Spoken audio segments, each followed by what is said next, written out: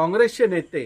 आणि माजी केंद्रीय गृहमंत्री सुशील कुमार शिंदे यांनी नुकतीच एका वाहिनीशी बोलत असताना हे मत व्यक्त केलं की त्यांनी जो भगवा आतंकवाद किंवा सॅफ्रन टेररिझम किंवा हिंदू आतंकवाद जो शब्द वापरला होता हा चुकीचा होता आणि हे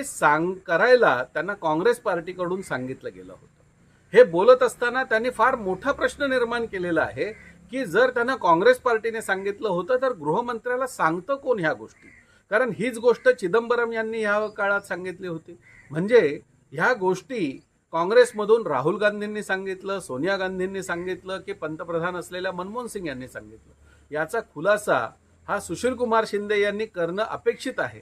आणि यातून हे स्पष्ट होईल की नेमकं हिंदू धर्माला बदनाम करण्याचं षडयंत्र काँग्रेसमध्ये कोण करतं आहे।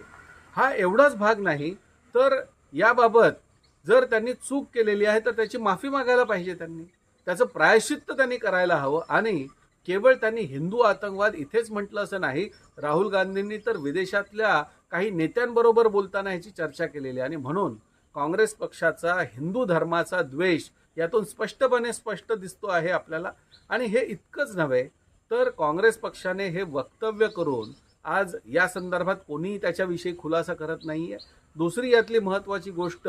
की आज ही एवढी मोठी घटना त्यांनी उघड केलेली आहे, परंतु या घटनेच्या दृष्टीने जर बघितलं तर आज साध्वी प्रज्ञा सिंग असो, कर्नल पुरोहित असो, ज्या ज्या लोकांना त्या काळात अटक झाली होती त्यांना दोषी सिद्ध होण्यापूर्वीच त्यांना आतंकवादी ठरवण्याचा हा प्रयत्न होता। यातून हे लक्षात येतं की हे सगळं षडयंत्र करून हिंदूंना आतंकवादी बनवण्याचं काँग्रेसचं काम होतं आणि म्हणून ह्या दृष्टीने संपूर्ण हिंदू समाजाने काँग्रेसकडून माफी मागितली पाहिजे आणि जोपर्यंत ते माफी मागत नाहीत तोपर्यंत त्यांना क्षमा करता कामा नये, ही हिंदू जनजागृती समितीची मागणी आहे।